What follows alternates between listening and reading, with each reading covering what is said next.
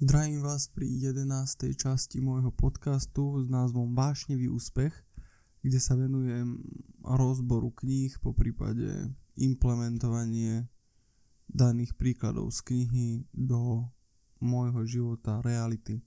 Máme tu stále knihu Divotvorná moc správneho myslenia. Dneska máme 11. časť, v podstate 11. kapitolu, ktorá má názov Vnútorná sila.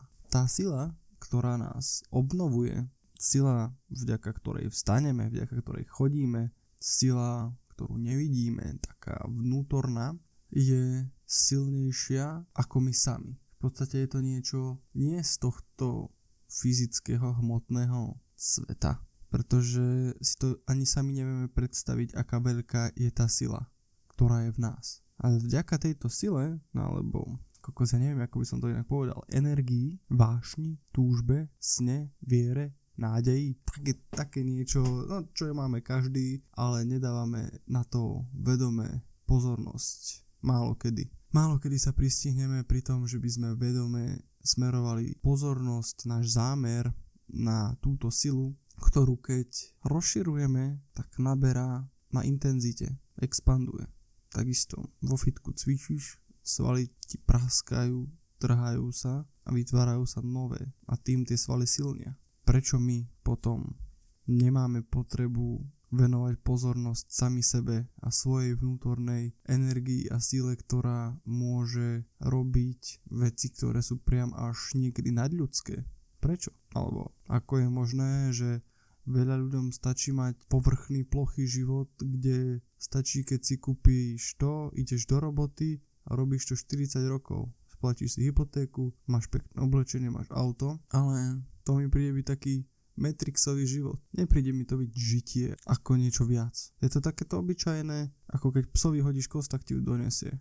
Alebo patik, hej. Patik. Jaký konár alebo halus. Ne.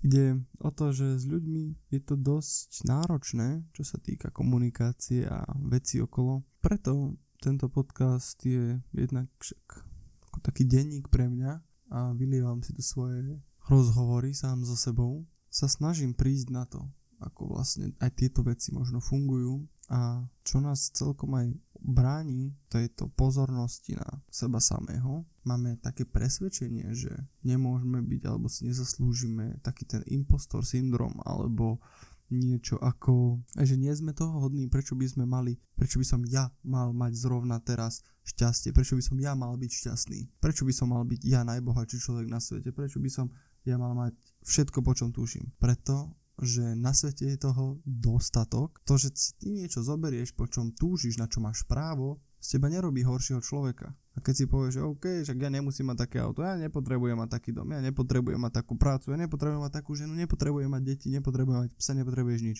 Na čo tu si?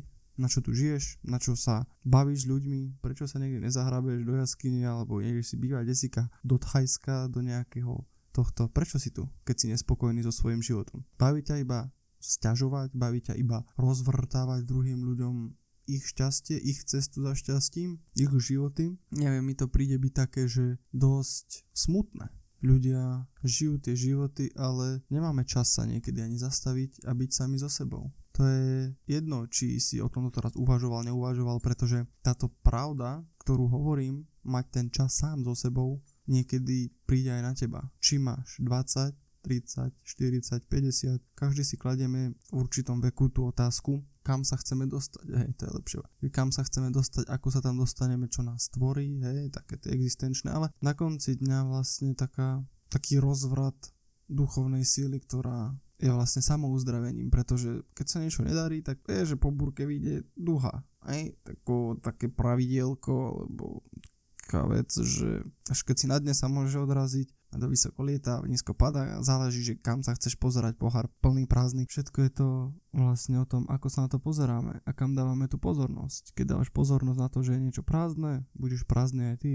Keď je niečo plné, pravdepodobne budeš naplnený aj ty. Preto táto cesta za tou vnútornou silou je zaujímavá. Pretože si čítaš, učíš sa, študuješ, ako by to mohlo fungovať, čo funguje, prečo to funguje. Je táto pozornosť na tento daný predmet alebo tento môj cieľ naozaj môjim snom a cieľom, alebo je to iba taká fyzická pohnutka.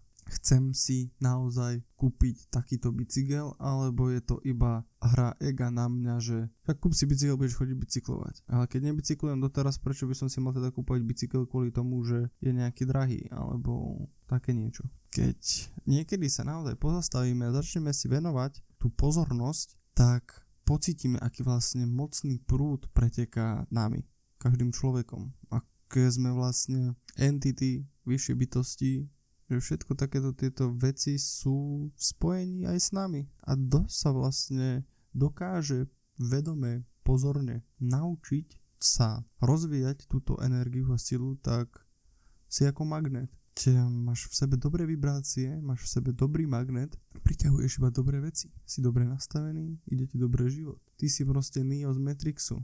A ja ti tu dávam 2 pilulky, kde si buď môžeš vybrať, že skipneš celé podcasty, všetko, vrátiš sa do tej tvojej nudnej reality, kde sa každý iba sťažuje, kde sa každý neusmieva, kde sú ľudia smutní, kde tá realita je dospelá, by som povedal. Alebo tu máš pravdu, kde počas nejakej meditácie, času samého so sebou, ako ja s týmto podcastom, mikrofónom, mám čas momentálne vyhradený na seba, nikto ma nevyrušuje, môžem v prítomnom okamihu byť tu teraz vedomé, koncentrovať moju energiu do toho, čo práve hovorím, do tých slov, rozširovať vlastne svoje vedomie pozornosťou na daný cieľ, si môžeš vybrať. Ale na konci dňa je to vlastne výber aj tak iba ilúzia, ale dosť ľuďom to pomôže. A ešte lepšie je, keď sa nevieš rozhodnúť, lebo nevieš vlastne, čo chceš. Na to existuje jednoduchá vec, vlastne niečo začni.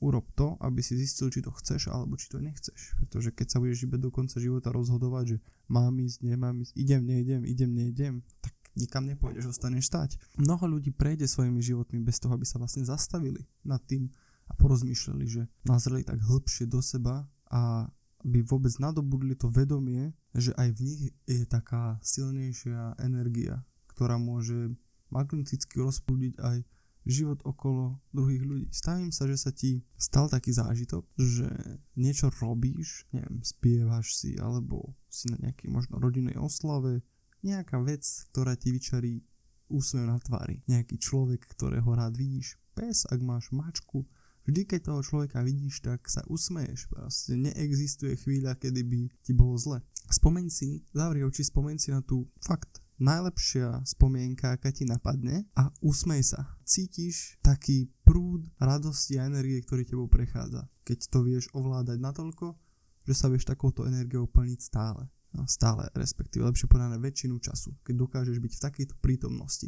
Ak sa dokážeš prítomne naladiť na túto myšlienku so zavrenými očami, akože vizualizovať si ju v hlave a vidieť tú danú osobu, ako sa na teba tiež usmieva a ty na ňu a máte spolu kvalitný dobrý čas, dokážeš to urobiť aj v realite, respektíve vytvoriť si ten prítomný okamih na svoj obraz v hlave.